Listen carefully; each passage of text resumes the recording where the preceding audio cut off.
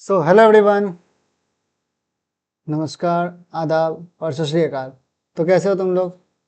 आज मेरा class 10th के पहला लेक्चर होगा मैथ्स का। ओके, जैसा कि हम बोले थे थर्सडे और फ्राइडे को हम अपना पहला लेक्चर लेके आएंगे, तो आज हाजिर हैं थर्सडे को। चलते हैं अपना पहला चैप्टर की ओर, जिसका नाम है रियल नंबर। ओके,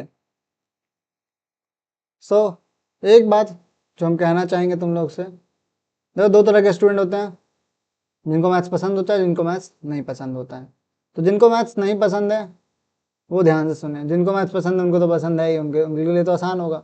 तो जिनको मैथ्स नहीं पसंद है वो ध्यान से सुने। थ्योरी पार्ट में प्रॉब्लम नहीं होने देंगे, वो अपना पूरा ट्राई करेंगे उनको समझाने का। बात रहेगा कैलकुलेशन पार्ट का। कैलकुलेशन पार्ट को सही करने का दो तरीका है। पहला तरीका ये है कि अपना या तो प्रैक्टिस से पूरा सॉल्व कैलकुलेशन करो, तेजी से, जल्दी कैलकुलेशन होना चाहिए।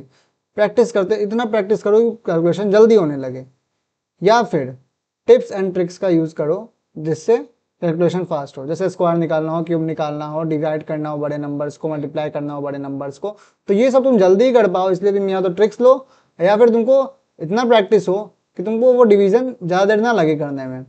यही दो तरीका है, क्योंकि कैलकुलेशन ही एक ऐसा चीज़ होता है जिसको देख के दिमाग खराब हो जाता है। बात समझ में आ रहा है तुमको? तो इसीलिए बस ये ध्यान रखना कि कैलकुलेशन में तुमको ज़्यादा टाइम ना लगे।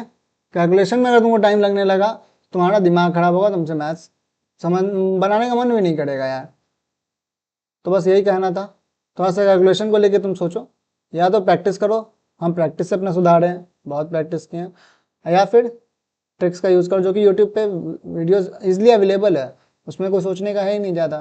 तुम मारो search how to find square of any number, trick trick of how to find square of any number, तो भाई उनको आ जाएगा बहुत सारा वीडियोस, बहुत वीडियोस आएंगे। तो वैसे तुम कर सकते हो। ओके, स्टार्ट करते हैं हम लोग अपना रियल नंबर। इस चैप्टर में क्या पढ़ना है पहले ये जान लेते हैं। Real numbers. रियल नंबर्स में क्या पढ़ना है? सबसे पहला आता है टॉपिक यूक्लिड डिवीजन लेमा। ये एक साइंटिस्ट भाई साहब थे जिन्होंने ये थ्योरम टाइप समझो, या फिर जिसका यूज़ करके हम लोग बहुत कुछ प्रूफ करते हैं, लेमा दिए थे। फिर उसके बाद पढ़ेंगे हम लोग यूक्लिड डिवीज़न एल्गोरिदम, इसी का बेस्ड। ओके, इसमें उसका एप्लीकेशंस वगैरह भी पढ़ेंगे। फिर हम लोग पढ़ेंगे terminating and non terminating decimals, सब terminating and non terminating decimals वगैरह, non terminating decimals. Real number के बारे में जानेंगे, क्योंकि हम लोग नेचुरल नंबर, इंटीजर्स, ये सब हम लोग पहले ही जान चुके हैं। तो रियल नंबर्स के बारे में जानेंगे। उसके बाद हम लोग जानेंगे रैशनलाइजेशन पे आएंगे थोड़ा सा, जो कि तुम लोग क्लास 9th में ही पढ़े होंगे, फिर से अभी थोड़ा सा देखेंगे। ओके, तो ये चैप्टर बहुत हार्ड नहीं है, आसान है, कोई दिक्कत नहीं होगा इसमें। सबसे पहले रियल नंबर से स्टार्ट करते हैं। Okay, real number. Real number क्या होता है? रियल नंबर में रियल नंबर में सारे के सारे रैशनल नंबर आते हैं, प्लस इररेशनल नंबर आते हैं, जो कि तुम लोग क्लास 9 में पढ़े होगे। इररेशनल नंबर क्या होता है? Rational number plus irrational number plus integers plus whole number plus natural numbers. Means real number में तो सारे के सारे ये सारे आ जाते हैं। रियल नंबर के अंदर इंटीजर्स भी आ जाता है, होल नंबर भी आ जाता है, नेचुरल नंबर भी आ जाता है। तो rational numbers plus irrational numbers is called real numbers. बात समझ में आ रहा है? जिससे अगर डेफिनेशन तुमको एक बार रिवाइज करवा देते हैं। नेचुरल नंबर्स क्या होता है? सारा काउंटिंग नंबर्स को नेचुरल नंबर्स कहते हैं। होल नंबर क्या होता है? Counting numbers with zero whole numbers होता है। इंटीजर्स क्या होता है? Negative natural number plus whole number plus positive natural number. समझ लो, नेगेटिव इंटीजर, नेगेटिव नंबर के साथ जीरो होल नंबर को पूरा ले लेते हैं, जीरो और नेचुरल नंबर। ठीक है, और उसके बाद रैशनल नंबर में पूरा का पूरा इंटीजर्स, इंटीजर्स के साथ टर्मिनेटिंग और नॉन टर्मिनेटिंग डेसिमल्स भी आ जाता है रैशनल नंबर में। इररेशनल नंबर एक अलग चीज़ है, जो कि हम लोग बात करेंगे बाद में। ओके, जो कि बात कर चुके हो यार, तुम लोग क्लास 9 में पढ़ के आए हो। सो रियल नंबर समझ गए। अब आते हैं हम लोग यूक्लिड डिवीजन लेमा, अपना फर्स्ट टॉपिक पे, यूक्लिड डिवीजन लेमा। सो लेमा क्या होता है, पहला बात तो लेमा क्या क्या होता क्या है, पहला बार सुन रहे हैं। तो देखो, जैसे तुम लोग पॉस्टुलेट सुने होगे, पॉस्टुलेट क्या होता है, अगर तुम लोग पढ़े होगे कभी तो पढ़े होगे, नहीं तो सुने होगे तो सुने होगे। पॉस्टुलेट क्या होता है कि कोई कोई इंसान या कोई साइंटिस्ट उस बात को कहा, उस बात को सब लोग माने, जिसके बेसिस पे हम लोग कुछ अदर कॉन्सेप्ट्स को प्रूव कर पा रहे हैं। मतलब समझ रहे हो, हम लोग कुछ पर्टिकुलर एक्स बात को माने और उस एक्स बात के मानने से हम लोग को 3-4 बात को हम लोग प्रूव कर दिए, तो इसीलिए वो एक्स बात को भी हम लोग सही मानने लगते हैं, क्योंकि ऐसा हो रहा होगा तो शायद ये 3-4 बात प्रूफ हो गया। तो उसी तरह लेमा क्या होता है। सो लेमा यूक्लिड साइंटिस्ट का नाम था। यूक्लिड क्या दिए थे, लेमा दिया था। Lemma is a proven statement. Lemma क्या एक प्रूवन स्टेटमेंट होता है जो कि प्रूव करता है अनदर स्टेटमेंट को, जबकि पॉस्टुलेट क्या होता है, प्रूवन स्टेटमेंट नहीं होता है, वही कहा हुआ माना हुआ स्टेटमेंट होता है, जिसके बेसिस पे हम लोग दूसरे स्टेटमेंट्स को प्रूव करते हैं। बट लेमा क्या होता है, प्रूवन स्टेटमेंट होता है जिसके बेसिस पे हम लोग डिफरेंट डिफरेंट चीजों को प्रूव कर रहे होते हैं, अदर स्टेटमेंट्स को, तो वो लेमा। ओके, सो यूक्लिड एक लेमा दिए, डिवीजन लेमा दिए। क्या था ये, क्या कहता था, for any two given positive integers a and b, there exist unique whole number q, whole number में जीरो भी आ सकता है। ओके, इंटीजर्स है, दो इंटीजर्स लिए ए एंड बी, जिससे जिससे एक यूनिक होल नंबर, जीरो भी आ सकता है, एग्जिस्ट करता है क्यू और r, such that a is equals to b q plus r, where r is greater than और equal to 0 and less than b. समझ रहे हो बात को, मतलब जैसे ये डिवीजन वाला ही चीज है यार। जैसे here we call a as dividend, जैसे डिविडेंड इज इक्वल्स टू तुम लोग पढ़े ही होगे यार, ऐसा नहीं कि नहीं पढ़े हो। Dividend is equals to division into quotient plus remainder, तुम लोग पढ़े होगे। इसी चीज को दिए थे यूक्लिड डिवीजन, यूक्लिड जो साइंटिस्ट थे वो इस चीज को दिए थे, डिवीजन लेमा इसको कहते हैं। समझ में आया? जैसे इस चीज को नहीं समझे तो अभी भी समझ लो इससे। मान लो 19 को 4 से डिवाइड कर रहे हैं। ओके, 4 4 जा 16 हो गया, 3 रिमाइंडर बच गया, तो इसको हम लोग लिख सकते हैं 19 को 4 इंटू 4 प्लस 3। ये हो गया 19 डिविडेंड, ये हो गया 4 डिवीजर, ये हो गया 4 कोशेंट, और ये 3 हो गया रिमाइंडर। ठीक है, सिंपल सा चीज है यार, तुम लोग को पता होगा। अब आते हैं हम लोग यूक्लिड डिवीजन एल्गोरिथम। ये क्या था, तो एल्गोरिथम बेसिकली क्या होता है, algorithm is a series of well defined steps. Series of well defined steps होता है, जैसे किसी भी काम को तुम करने जा रहे हो तो उसमें तुम लोग स्टेप मार करते हो ना, पहले हम ये करेंगे, पहले ये करेंगे, पहले ये फिर ये फिर ये फिर ये, और फिर उसके बाद लास्ट में ये हो जाएगा। तो उसी तरह एल्गोरिथम क्या हुआ, is a well defined steps which gives a method, जो कि क्या देते हैं, विच gives a method for solving a certain type of problem. उस प्रॉब्लम को करने के लिए एक मेथड देता है, गिवन नंबर ऑफ स्टेप। मान लो जैसे मैगी पकाना है तुमको मैगी पकाना होगा, ठीक है, बनाते ही हो गया यार। मैगी के लिए पहले पानी लिए, पानी को उबाले, पानी को उबालने के बाद उसमें मैगी डाले, उसके ऊपर से उसका मसाला डाले, और फिर उसके बाद उसका जो मसाला वगैरह मिक्स हो गया, पानी सूखने पे होगा, तो तुम पानी थोड़ा सा कम रख के बंद कर दो, मैगी पक गया तुम्हारा। रसेदार मैगी जो खाते हो तुम लोग, हमको ही मुंह में पानी आ गया, बताओ, ऐसे थोड़ी होता है, बट ठीक है। सो तो एक नंबर ऑफ स्टेप्स के अनुसार तुम गए ना, कि हाँ भाई पहले पानी लेना है, फिर ये करना है, फिर ये करना है, उसको उबालना है, ऐसे करके। तो उसी तरीके से नंबर ऑफ स्टेप्स को डिफाइन किए कि हाँ भाई पहले ये फिर ये फिर ये फिर ये, और फिर रिजल्ट में तुम्हारा ये बन जाएगा। तो algorithm is a series of well defined steps which gives a method, तो एक मेथड देता है, वो उस मेथड दिए is to solve a certain type of problem, एक तरह के प्रॉब्लम को करने के लिए एक मेथड देता है। ओके, चलो, तो यूक्लिड डिवीजन एल्गोरिथम था क्या।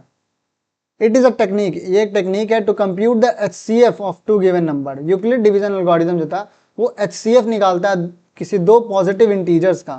पॉजिटिव इंटीजर माइनस भी हो सकते हैं, सॉरी माइनस नहीं हो सकते, सॉरी पॉजिटिव इंटीजर्स है, ये पॉजिटिव लिख दिया है, ठीक है। तो पॉजिटिव इंटीजर्स का बात कर रहा है, मतलब 0 to infinity, means whole number का बात कर रहा है, पॉजिटिव इंटीजर्स।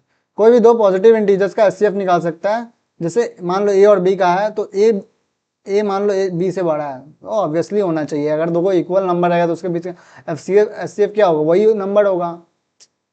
दोनों अलग अलग नंबर तो एक बड़ा एक छोटा होगा ही होगा, नो डाउट। सो मान लो ए बी से बड़ा है, तो a is equal to b q plus r, ये तो स्टेटमेंट हम लोग पढ़े यूक्लिड डिवीजन लेमा से। A is equal to b q plus r where r is greater than 0 और equal to 0 and less than b. Okay, so step 2 अब हम लोग पहले ये स्टेप 1 ये फाइंड करते हैं हम लोग किसी का एचसीएफ निकालने के लिए, ठीक है।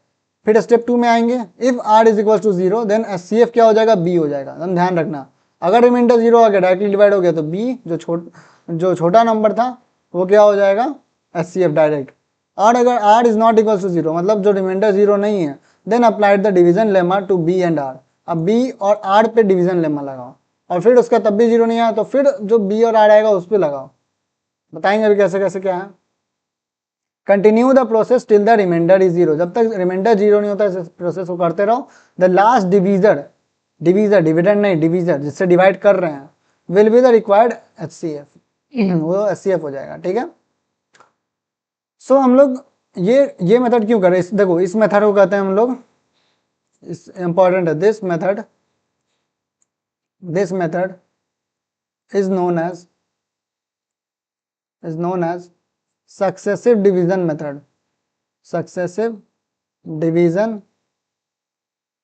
मेथड।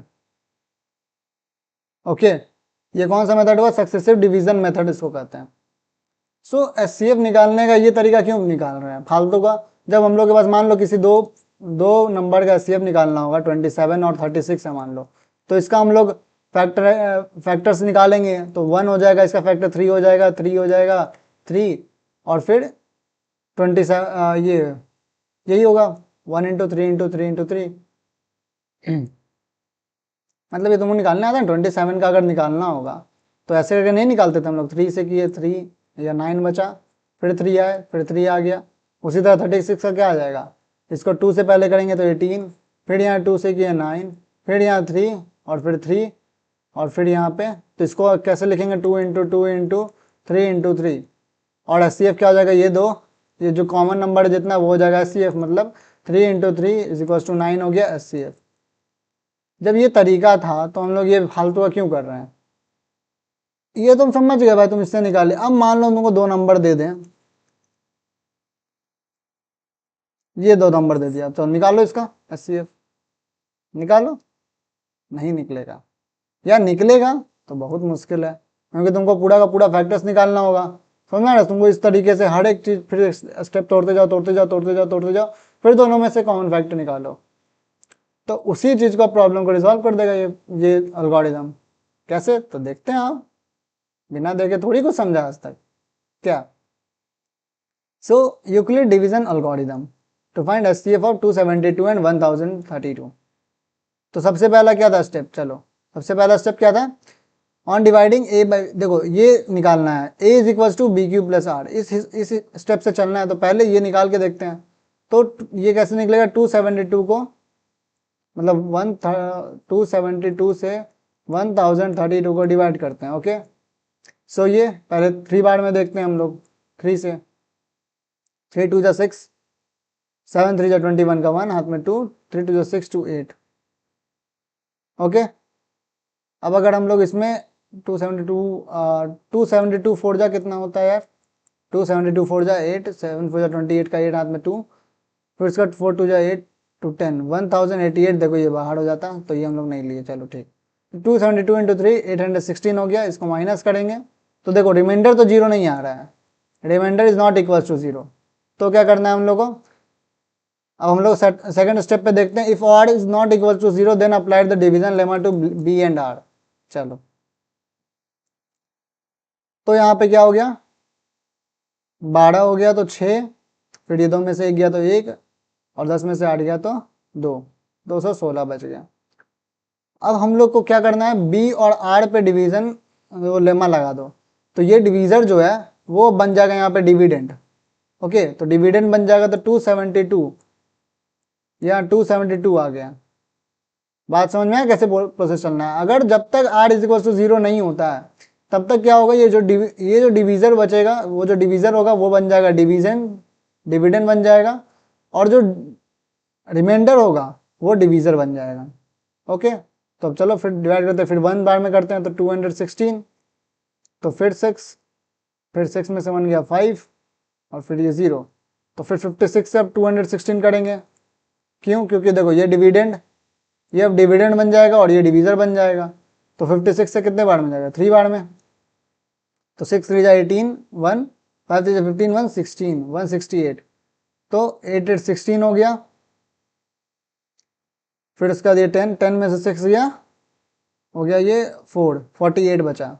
48 से फिर 56 को डिवाइड करो, 48 से 56 को डिवाइड करो। तो 48 से 56 को डिवाइड करोगे तो क्या आएगा, 1 बार में करोगे, फिर यहाँ पे आया 8। अब 8 से फिर 48 को करो, तो 8 6 जा 48 एंड फाइनली ये रिमाइंडर 0 आ गई। बात सुनो, तो रिमाइंडर कहाँ पे 0 आया, यहाँ पे। और यहाँ पे क्या बोल रहा था, लास्ट में क्या बोला था, the last divisor will be the required HCF. जब आर 0 आ जाए तो लास्ट डिवीजर, तो यहाँ डिवीजर क्या है, यहाँ डिवीजर है ये 8। so therefore HCF of 272 1032 is equals to 8। अब तुम इसी को मान लो उससे करता, जैसे जो पुराना मेथड है उससे बहुत टाइम लगता ये 8 निकालने में। तो बात समझ में आ रहा है। और इस नंबर को भी नहीं, आगे भी जो नंबर्स हम लोग सॉल्व करेंगे वो सच में लेंदी होगा, इसीलिए हम लोग इस मेथड का यूज़ करते हैं। ओके, चलो अब अगला बढ़ते हैं अगले क्वेश्चन पे। तो अगला question, use Euclid algorithm to find HCF of, देखो 1651 2032, express the HCF form in the form 1651m plus 2032n, इस फॉर्म में रिप्रेजेंट करना है। तो पहले तो इसका एचसीएफ निकालते हैं। चल, तो 1651 से डिवाइड करते हैं 2032 को। ओके, तो डिवीजन करेंगे तो 1 बार में पहले, तो 1651 पे आए, 2 में से 1 गया तो 1, फिर 8 5 13, फिर ये 9 में 6 गया 3, फिर उसके बाद 381 आ गया। 381 से अब 1651 पे जाएंगे। सो इसको 2 बार में करते हैं, सॉरी 2 बार बोल रहे हैं, 4 बार में, फिर 4 से करते हैं क्योंकि 5 से ये बाहर हो जाएगा। तो 3 4 जा, तो 300 4, तो 4 1 जा 4 हो गया, 8 4 जा 32, 32 और 32 का 2 हाथ में 3, उसके बाद 4 जा 12, 12 3 15, 15 24, फिर उसके बाद 7 4 11, फिर 4 में से 2 गया 2, फिर उसके बाद 6 में से 5 गया 1, तो 127 से 381।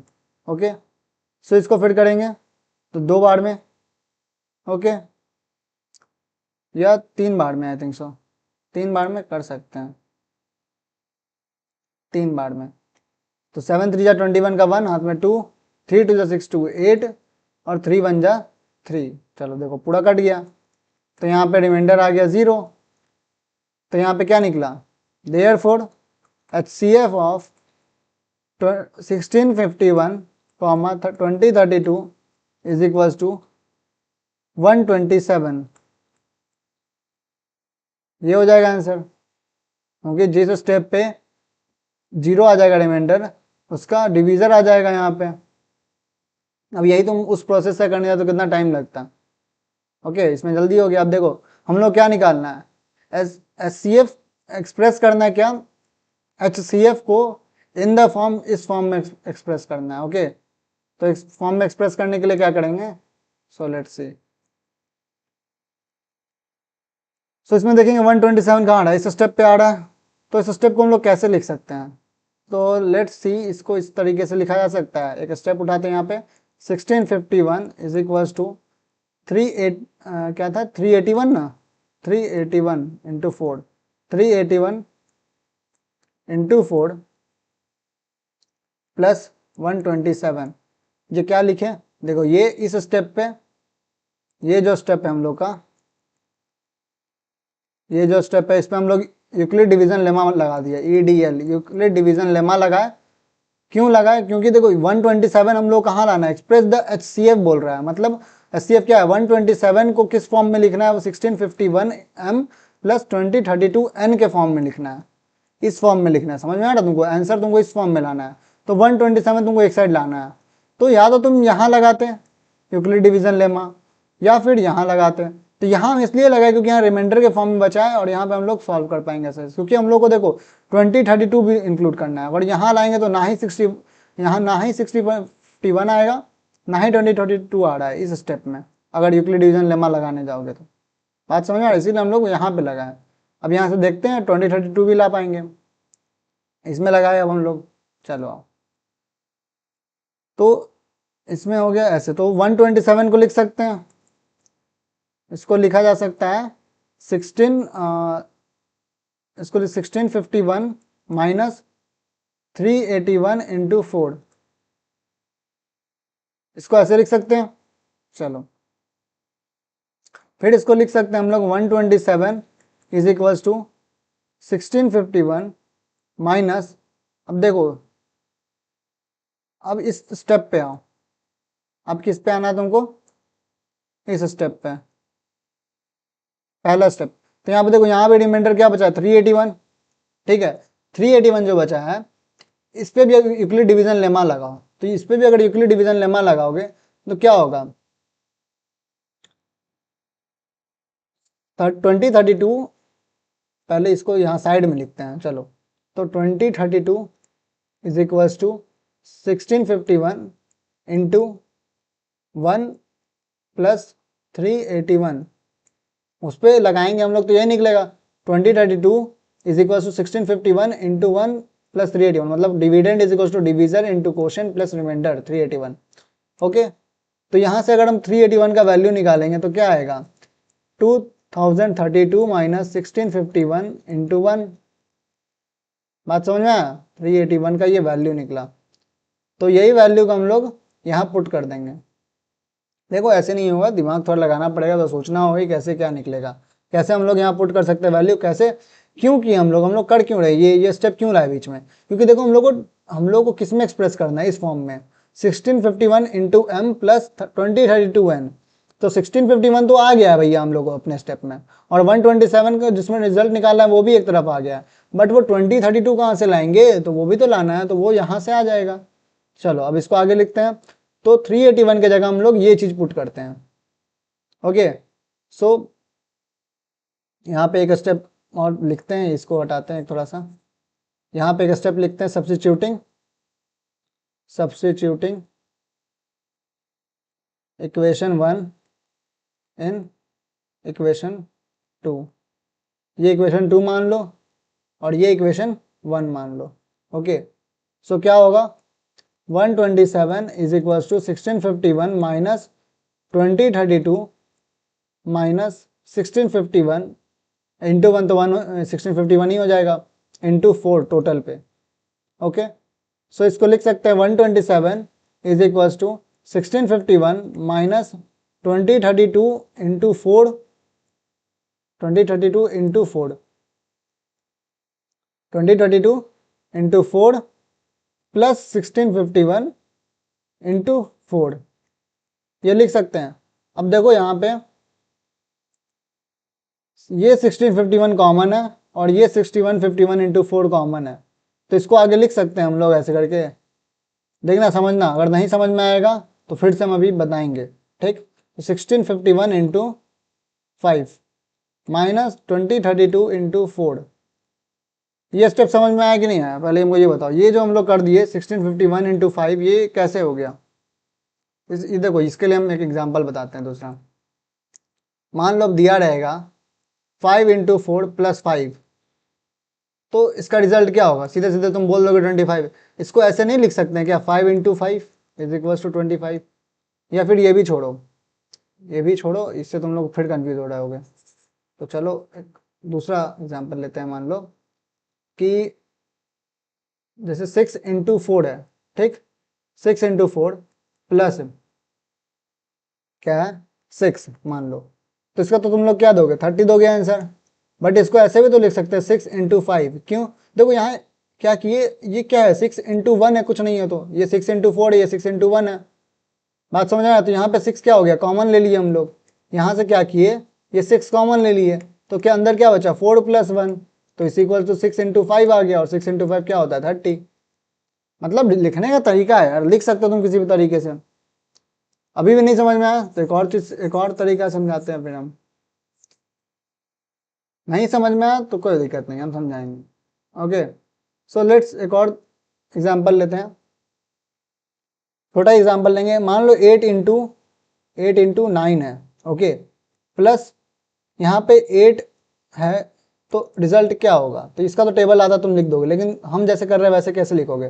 तो ये 8 इंटू 9 है, तो 8 इंटू 9 इसको रहने दो, प्लस इसको 8 इंटू 1 लिख दो, ओके, 8 है तो क्या 8 इंटू 1 हो जाएगा। तो इसमें से 8 कॉमन ले लो, 8 कॉमन ले लोगे तो क्या बचेगा 9 प्लस 1, तो ये क्या बन जाएगा 8 इंटू 10 इज इक्वल्स टू 80। और अगर तुम ऐसे करोगे तो भी 80 आना था आंसर। बात समझ आ गया? तो इसी तरीके से हम लोग यहाँ पे किए हैं, ओके। तो यहाँ पे हम लोग क्या किए, इस क्या है 1651 इंटू 1 होगा ये, और ये 1651 इंटू 4 है, तो 1651 कॉमन ले लिए, 4 प्लस 1 कर दिए, 4 प्लस 1 क्या बन गया 5, तो 1651 इंटू 5 बन गया। तो अब ये आ गया आंसर इस फॉर्म में, तो 127 इज इक्वल्स टू, इसको लिख सकते हैं 1651 इंटू 5 प्लस 2032 इंटू -4। अब ये -4 कहाँ से आ गया भैया? इस माइनस को हम लोग इस साइन इसके साथ हम बैठा दिए, क्यों? क्योंकि देखो हम लोग इसमें एक्सप्रेस करना था आंसर, इस प्लस के साथ एक्सप्लेन करना था, ओके, क्वेश्चन में। तो यहाँ पे प्लस लाने के लिए क्या किए हम लोग, इस माइनस को हम लोग यहाँ भेज दिए 4 पे। इससे क्या हो जाएगा यार, इस अगर बाद में इसको सॉल्व भी करोगे तो माइनस बाहर आ जाएगा, कोई दिक्कत है नहीं उसमें। तो इसको हम क्या कीजिए, इसके साथ बैठा दिए, क्योंकि 2032 भी पॉजिटिव में ही होना चाहिए। तो अब इस इक्वेशन को तुमको देख के लग रहा है कि m और n का वैल्यू क्या होगा? इस इक्वेशन को देखो, ये जो आया है, अब इस इक्वेशन को देखो, और ये जो यहाँ पे क्वेश्चन में था 1651m प्लस 2032n, तो m और n का वैल्यू निकालो, तो m का वैल्यू क्या हो जाएगा 5 और n का वैल्यू क्या हो जाएगा -4। आंसर आ गया। बात समझ में आया? क्लियर हुआ बात? चलो ठीक है, अब हम लोग आगे बढ़ते हैं, ओके, अगले क्वेश्चन की तरफ बढ़ते हैं। तो अब देखो क्या है, so that every positive even integer is of the form 2m and that every positive odd integer is of the form 2m plus 1 where m is some integer. So let n be a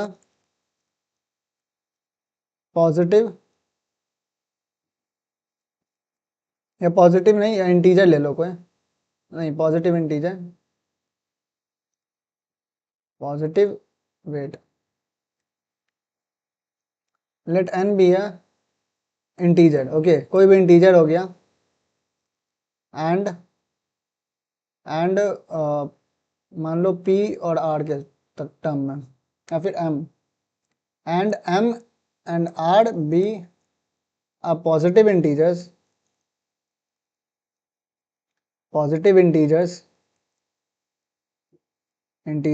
such that n is equals to 2m plus r। मतलब n को क्या किए 2 से divide कर रहे हैं हम लोग, ठीक है, तो क्या होगा, और यहाँ पे क्या आ जाएगा, where r is equals to, where r जो है वो 0 से बड़ा है और इक्वल्स टू है और 2 से छोटा है। यूक्लिड डिवीजन लेमा लगाएं, कुछ नहीं, ये क्या है, Euclid division lemma, by applying, देखो मैं स्टेप बाय स्टेप कर रहे हैं, ठीक है, यूक्लिड डिवीजन लेमा, ओके, समझ में आ रहा है? n को जो किए 2 से डिवाइड कर दिए, ठीक, तो एक m कोशेंट आएगा प्लस r रिमाइंडर होगा। रिमाइंडर क्या होगा, या तो 0 होगा रिमाइंडर, या तो 1 होगा, क्योंकि अगर 2 होगा तो फिर 0 बन जाएगा रिमाइंडर। रिमाइंडर कभी 2 थोड़ी हो सकता है, 2 से तो छोटा ही होगा, और रिमाइंडर क्या होगा फिर, या तो 0 या तो 1, ठीक है। तो चलो अब केस लेते हैं, दोनों case, therefore r is equals to 0 और 1, तो केस 1 लेते हैं, केस 1, जहाँ पे क्या होगा, where r is equals to 0 पहले मानते हैं, okay. So when r is equals to 0 then n is equals to 2m। So अब इफ, इससे तुमको क्या समझ में आ रहा है, अगर n इक्वल है 2m के, तो वो हमेशा इवन इंटीजर ही होगा ना, चाहे m कुछ भी हो जाए, m कोई भी पॉजिटिव इंटीजर हो जाए, n तो हमेशा इवन ही रहेगा। m को मान लो 1 मान लो, तो भी n क्या बन जाएगा 2 हो जाएगा। m अगर 1 मानोगे तो n क्या बन गया 2, m अगर 3 मान लो तो m क्या बन गया 6। उसी तरह m अगर 5 मान लो तो n क्या बन गया 10।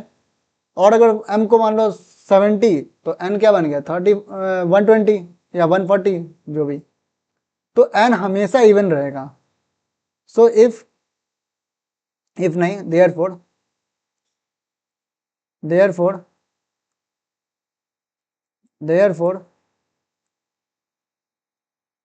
for n is equals to 2m, it will always be a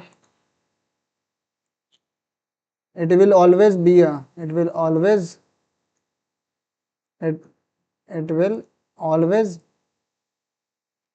be a positive it will always be a positive even number। Negative कब होगा जब m का वैल्यू नेगेटिव रख दोगे। अब m रख दोगे यार -2 तो आंसर -4 आएगा ना।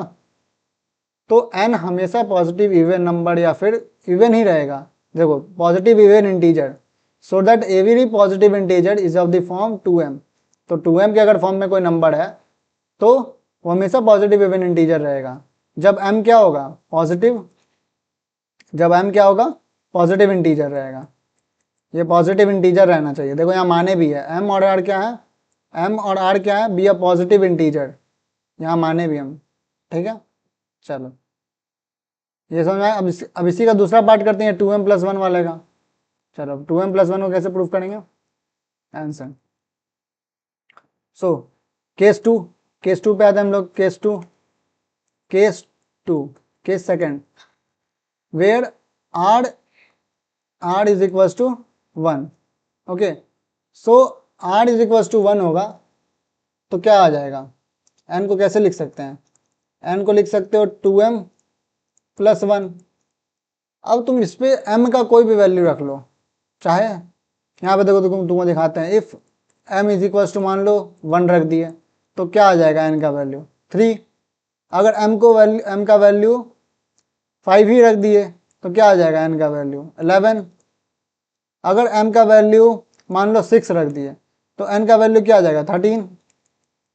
अगर m का वैल्यू 7 रख दिए तो n का वैल्यू क्या आ जाएगा 15।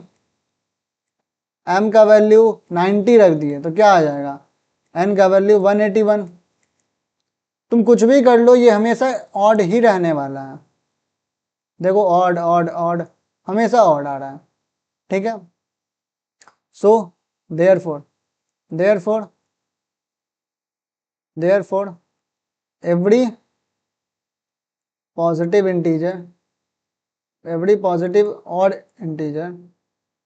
Odd integer is of the form 2m+1। यहाँ पे m क्या है, कोई एक पॉजिटिव, यहाँ पे m क्या है positive odd integer, positive integer है। ओके, क्योंकि अगर m नेगेटिव ले लोगे तो फिर n भी नेगेटिव हो जाएगा। बात समझ में आ रहा है कैसे प्रूफ हुआ ये क्वेश्चन। तो चलो नेक्स्ट क्वेश्चन की तरफ बढ़ते हैं। नहीं समझ में आ रहा है तो फिर वापस से टाइम स्टैम्प पे जाना और वहां से स्टार्ट करना। तब भी ना समझ में आया तुम कमेंट डाउन करना या फिर हमको डीएम करना। हम तुमको या तो तुमको वैसे बताएंगे अपना पर्सनली इंस्टा पे हमको डीएम करोगे तो, या फिर हम तुमको अगले वीडियो में इस चीज़ को मेंशन करके दोबारा समझा देंगे। कोई दिक्कत नहीं है। आई होप तुम लोग समझ गए होगे। ये क्वेश्चन खुद से करना, ये देखो होमवर्क क्वेश्चन है, ये क्वेश्चन खुद से करना। ओके, नेक्स्ट क्वेश्चन पे आते हैं। सेम क्वेश्चन है वैसा ही है। चलो अब इसमें क्या बोल रहा है, using Euclid division lemma so that the square of any positive integer, सिर्फ पॉजिटिव इंटीजर नहीं, is either of the form 3m or 3m+1 for some integer m। so let n be a positive integer and m and r be a positive integer such that n is equals to 3m plus r okay, समझ रहे हो, n को 3 से divide किए तो एक m quotient आया और एक r रिमाइंडर आया, जहाँ पे वेयर वेयर r जो है वो 0 से बड़ा या इक्वल होगा या फिर 3 से छोटा होगा। सो यहाँ पे भी 3 केस बनता है, यहाँ पे भी 3 केस बनता है, r is equal to 0, r is equal to 1, r is equal to 2, 3 case बनता है। तीनों केस पे हम चलते हैं। तो केस 1, पहली बात हम लोग निकालना क्या है पहले ही समझो। तो केस पे जाने से पहले हम लोग निकालना है square of the integer. Wait, हम लोग केस पे जाने से पहले क्या निकालना है, स्क्वायर। ठीक है, क्या बोल रहा है, square of any positive integer. तो square of any positive integer इसका स्क्वायर, तो एन स्क्वायर क्या बन जाएगा, 3m plus r to the whole square. तो a प्लस बी का होल स्क्वायर लगा दो। तो a प्लस बी का होल स्क्वायर क्या होता है,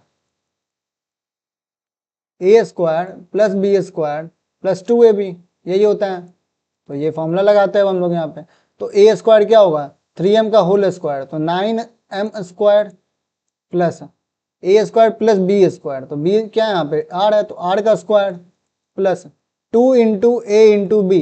तो 2 क्या है, 2 इंटू ए क्या है, 3m, तो 3 टू जा 6m हो जाएगा। जैसे यहाँ पे 2 इंटू ए इंटू बी, यही है। तो ये क्या आ गया, 9m square plus r square plus 6mr। अब इस पे हम लोग क्या करते हैं, तीनों केस लगाते हैं। तो केस 1, ओके, तो क्या है केस 1,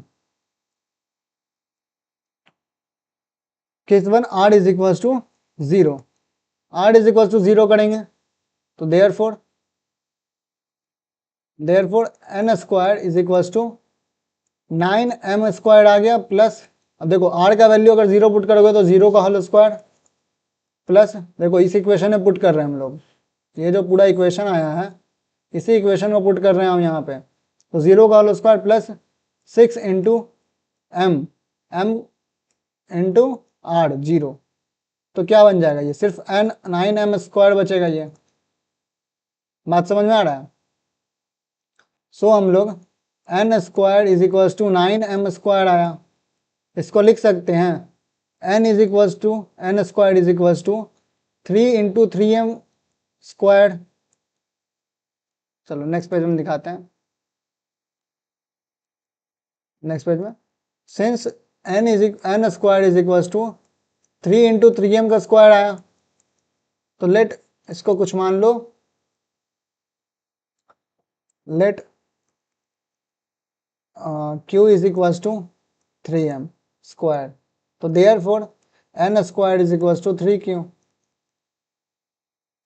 तो यहाँ पे मान लो, यहाँ पे क्या प्रूफ करना है, 3m के फॉर्म में होता है कोई भी स्क्वायर, 3m मानो या 3q मानो, यार m भी एक कांस्टेंट है और q भी एक कांस्टेंट है। यहाँ पे क्या किया हम लोग, m एंड r को एक पॉजिटिव इंटीजर मान लिए।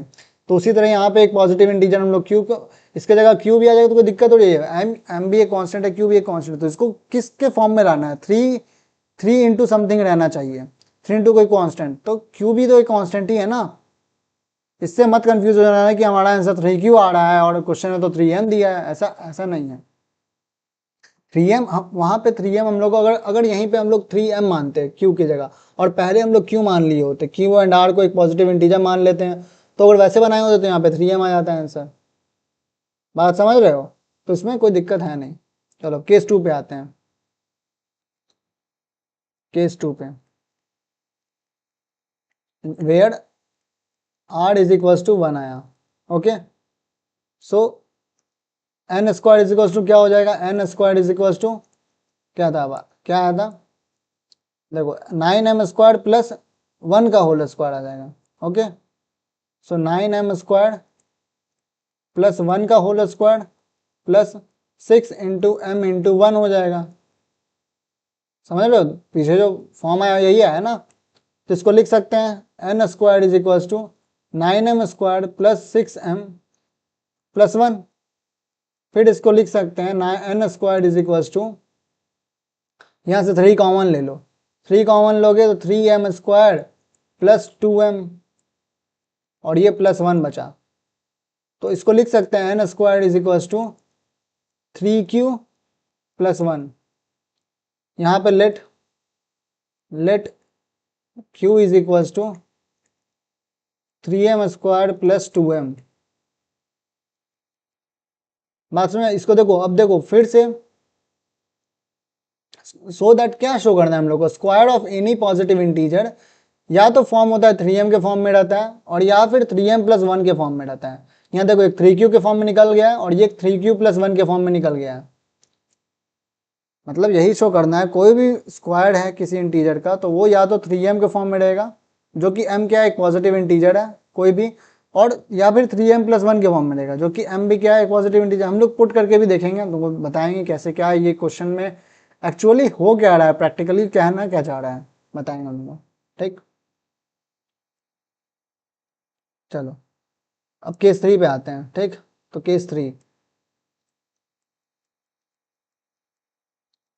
3 where r is equal to 2। Okay, तो r इज इक्वल टू 2 अगर होगा तो n स्क्वायर क्या बन जाएगा, 9m स्क्वायर प्लस 2 का whole square plus 6 into m into 2। तो n स्क्वायर क्या हो गया, 9m square plus 4 plus 12m। तो इसको लिख सकते हैं n square is equal to 9m square plus 12m plus 3 plus 1। मतलब इस 4 को हम लोग तोड़ दिए 3 प्लस 1 के फॉर्म में। ठीक है, इतना तो कर सकते हैं, क्यों कर रहे हैं हम दिखाते हैं आगे। तो लिख सकते हैं n square is equal to, यहाँ से 3 कॉमन ले लो वापस से, 3 कॉमन लिए तो 3m स्क्वायर बचा अंदर प्लस 4m बचेगा अंदर कॉमन में, प्लस 1 बचेगा और बाहर प्लस 1 तो था ही। इतने टर्म में से 3 कॉमन ले लिए, कॉमन 3 कॉमन लिए तो ये बन जाएगा। बात समझ में आया, तो फिर इसको लिख सकते हैं वापस से n square is equal to 3q plus 1, जहाँ पे let q is equal to 3m square plus 4m plus 1 है। तो फिर देखो यहाँ भी आ गया वापस से इसी फॉर्म में, कोई भी स्क्वायर ऑफ पॉजिटिव इंटीजर तो 3q प्लस 1 या फिर 3m प्लस 1 के फॉर्म में। सो यही है, यही प्रूफ हुआ एडीएल का। ओके, समझ में आया, चलो प्रूफ हुआ ना। देखो या तो 3m के फॉर्म में रहेगा या फिर 3m प्लस 1। देखो केस 2 में भी, केस टू में भी अगर देखोगे, चलो कोई और डिफरेंट इंक लेते हैं यार, मान लो कोई कौन सा इंक लें, ग्रीन लेते हैं। देखो इस केस 2 में देखो, यहाँ भी देखोगे तो 3m प्लस 1 के फॉर्म में, यहाँ भी देखोगे तो 3m प्लस 1 के फॉर्म में, यहाँ देखो 3m के फॉर्म में। ओके, बात समझ में आ रहा है, थोड़ा घिचपिच हो गया बट हम समझाने के लिए समझाएं, तुम हिसाब से बना सकते हो। चलो ठीक है, तब आते हैं अपना अगले क्वेश्चन की तरफ। अब ये तुम लोग को होमवर्क करना है भैया, सेम है, यहाँ क्यूब का बस करना है, वहाँ स्क्वायर था। चलो ये क्वेश्चन बनाते हैं। Prove that if x and y are both odd positive integers then x square plus y square is even but not divisible by 4। तो क्या बोल रहे हैं, x और y जो है वो दोनों ऑड होना चाहिए, ऑड पॉजिटिव इंटीजर्स। तो हम लोग पीछे देखे थे यार फर्स्ट क्वेश्चन में, जैसे यहाँ पे आओ, तुम लोग फर्स्ट क्वेश्चन में देखे हो गया। हाँ देखो, सो that every positive odd integer is of the form 2m plus 1, 2m plus 1 के फॉर्म में होता है हर एक पॉजिटिव ऑड इंटीजर। तो निकल गया ना, एक positive odd integer 2m plus 1 के फॉर्म में होता है। देयरफॉर x को मान लो 2m प्लस 1 और y को मान लो 2q प्लस 1, क्योंकि भाई अगर x और y दो पॉजिटिव ऑड इंटीजर है तो इन लोगों को इस फॉर्म में लिखा जा सकता है ना, 2m प्लस 1 और 2q प्लस 1, दो को अलग अलग वेरिएबल इसलिए लिए कि दोनों को सेपरेट करने के लिए, वरना x और y सेम हो जाएगा। दोनों अगर 2m प्लस 1 ही है तो दोनों तो सेम ही हो गया ना, बात समझ रहे हो। For any value of m और q x और y ऑड निकलेगा। यही प्रैक्टिकल एप्लीकेशन है जो हम लोग पहले प्रूफ किए। इसी में भी प्रैक्टिकल एप्लीकेशन तुम लोग दिखा कि नहीं दिखा? हम लोग क्वेश्चन में क्या प्रूफ किए? So that any positive odd integer is of the form 3m+1 या 2m+1, और यहाँ पे वही निकला 3m+1 था कि 2m+1 था? 2m+1 था। देखो 2m+1 था, तो यहाँ पे हम लोग 2m+1 पे आ गए। ओके चलो, तो अब इससे हम लोग क्या प्रूफ करना है? x² plus y²। तो x² क्या हो जाएगा? 2m+1 का होल स्क्वायर, और y² क्या हो जाएगा? 2q + 1 का होल स्क्वायर। चलो a + b का होल स्क्वायर लगाते हैं फॉर्मूला। तो a + b का होल स्क्वायर क्या था? अभी भी जाने थे, a² + b² + 2ab। Okay, so x² + y² is equal to क्या बन जाएगा? 2m+1 का होल स्क्वायर प्लस 2q + 1 का होल स्क्वायर। देखो बोरिंग लगेगा या नींद आ रहा होगा तो समझना कि भैया थोड़ा सा तुमको कैलकुलेशन में लग रहा है, तो या तो तुम अब वीडियो को रोको क्वेश्चन टाइम और खुद से बना लो पूरा, और फिर देखो आंसर मिला लो, स्किप करके आंसर मिला लो, या फिर मेरे साथ बनाओगे तो तुम अपना कैलकुलेशन का पार्ट जल्दी जल्दी करने का ट्राई करना। हम तो तुमको समझा रहे हैं ना, हम जो होमवर्क दे रहे हैं वो तुम लोगों को करना होगा, तो वो जल्दी जल्दी करना। अभी समझा रहे हैं तो वो समझाएंगे तो धीरे धीरे ना, क्योंकि हर चीज़ को समझाना है हमको। चलो, तो यहाँ पे इसको तोड़ेंगे तो क्या आएगा? 2m का होल स्क्वायर मतलब a का स्क्वायर, 2m का होल स्क्वायर प्लस 1 का स्क्वायर प्लस 2 × 2m × 1। उसी तरह इसको तोड़ोगे 2q + 1 का, तो 2q का होल स्क्वायर प्लस 1 का whole square plus 2 × 2q + 1 × 1। Okay, इसको करोगे तो 4m² आ जाएगा प्लस 1 प्लस 4m। इसी तरह यहाँ पे 4q² प्लस 1 प्लस 4q। इसको आगे लिख सकते हैं हम लोग 4m² plus 4m plus 4q² plus 4q plus 2। अब यहाँ से क्या करो? 4 कॉमन ले लो, 4 कॉमन ले लिए, और एक मान लो यहाँ पे आ गया तुम्हारा m² plus m plus q² plus q plus 2। तो यहाँ पे क्या आ गया? अब इसको मान लेते हैं हम कोई अदर इंटीजर 4x मान लो, 4x प्लस 2 मतलब x² plus y² is equal to क्या आया? 4x plus 2। तो ये बात प्रूफ हो गया। सो क्या प्रूफ हुआ? सो x² plus y² is even but not Divi's. रुको अगले पेज में लिखते हैं यार, यहाँ बहुत देखो हम लोग क्या आया, हम लोग क्या आया? x² plus y² is equal to 4x plus 2। जहाँ पे x क्या माने थे अभी हम लोग? x, let x is equal to क्या मान लिए थे? m² plus m plus q² plus q। हम लोग यही माने ना, मतलब इस पूरे के जगह हम लोग x पुट कर दिए। क्यों पुट किए हैं, इससे क्या मतलब निकल रहा है तुमको सारा बताते हैं। Therefore so if x and y are both odd positive integers then x² plus y² is even but not divisible by 4। अब ये कैसे प्रूफ हो रहा है? हम कैसे ये लाइन लिख दिए जबकि ये रिजल्ट आया? इससे क्या समझ में आ रहा है भैया? अगर तुमको ये नहीं पता चल रहा है, तुमको अभी तक इतना पढ़ा है, तुमको ये नहीं समझ में आ रहा तो कैसे? देखो तुमको समझाते हैं। तो यहाँ पे कुछ और पेन ले लेते हैं, मान लो ग्रीन कलर, ठीक है। देखो ये जो लिखा हुआ है पूरा स्टेटमेंट, ये इसका मतलब क्या कह रहा है? ये क्या है? ये डिविडेंड है, ये डिवीजर है, ये कोशेंट है, और ये रिमाइंडर है। मतलब x² प्लस y² डिविडेंड हो गया, 4 डिवीजर हो गया, x कोशेंट हो गया, रिमाइंडर 2 हो गया। इसका कहने का मतलब यही ना कि 4 से अगर x² प्लस y² को डिवाइड कर रहे हैं तो कोशेंट x आ रहा है और रिमाइंडर क्या आ जा रहा है? 2। अगर इस स्टेटमेंट को अगर हम लोग को लिखना हो तो ऐसे ही लिखेंगे कि नहीं लिखेंगे? तो अब तुमको नहीं कैलकुलेशन बैठ रहा है कि अगर ये x² प्लस y² को अगर हम लोग 4 से डिवाइड कर रहे हैं तो कंप्लीटली डिवाइड नहीं हो रहा, तभी तो 2 रिमाइंडर आ रहा है भैया, वरना तो रिमाइंडर 0 आता अगर कंप्लीटली डिवाइड होना होता। बात समझ में आया? अगर कंप्लीटली डिवाइड होना तो रिमाइंडर 0 आ रहा होता, अगर 4 से इसको डिवाइड कर रहे हैं और रिमाइंडर 0 आता तब कंप्लीटली डिविजिबल था। तो इसीलिए ये पता चल गया कि इज नॉट डिविजिबल बाई 4। ये पार्ट तो क्लियर हो गया। अब ये हम कैसे कह दे रहे हैं कि x square plus y square is even? Even कैसे हो जाएगा? तो इवन कैसे होगा हम बताते हैं। मान लो अगर इवन कब होता, हम लोग यहाँ पे देखे थे, हम लोग यहाँ देखे थे कि इवन कब होगा, जब 2m के फॉर्म में रहेगा, है ना, 2m के फॉर्म में रहेगा।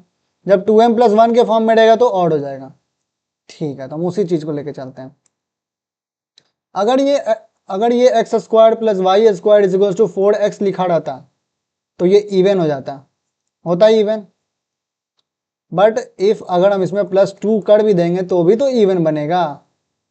अगर मान लो 4 एक इवन नंबर आ रहा है तो 4 + 2 करोगे तो 6 भी तो इवन ही है। अगर इवन नंबर में तुम +2 कर रहे हो तो वो इवन ही ना बनेगा भैया, +2 करोगे या मल्टीप्लाई बाई 2 करोगे तो वो इवन ही बनेगा। थोड़ा समझे? तुम्हारे कहने के हिसाब से तुम जैसे तुम बताए कि हाँ भैया हम तो पहले प्रूफ किए थे कि 2m होता है, अब 2m भी नहीं तो यहाँ पे 4x है यार, तो 4x तो वही ना बात हुआ, 2m को अगर 2 से मल्टीप्लाई करोगे तो भी वो इवन रहेगा। बात समझ में आ रहा है तुम्हारा? तो अगर ये इवन आ रहा है तो +2 करोगे तो भी इवन बनेगा। किसी भी इवन नंबर में तुम +2 करो या मल्टीप्लाई बाई 2 करो वो तो इवन ही रहना है। हाँ, डिवाइड बाई 2 करोगे तो भी वो इवन रहेगा। 2 को 2 से डिवाइड, मतलब 4 को 2 से डिवाइड करोगे तो 2 बचेगा, 6 को 2 से डिवाइड करोगे तो 2 बचेगा। एकदम समझ में आ रहा है? क्लियर हुआ थोड़ा सा? तो इसीलिए ये जो रिजल्ट आया x square plus y square, ये जो रिजल्ट है x square plus y square equal to 4x + 2, ये एक इवन नंबर है, ठीक है, बट डिविजिबल नहीं है 4 से। यही हम लोग को प्रूफ करना था। प्रूफ आ गया? समझ में आ गया क्या? यही है प्रैक्टिकल एप्लीकेशन, थोड़ा सा इसी चीज को समझना है तुम लोग को, विजुअलाइज करना है। ठीक, नेक्स्ट क्वेश्चन।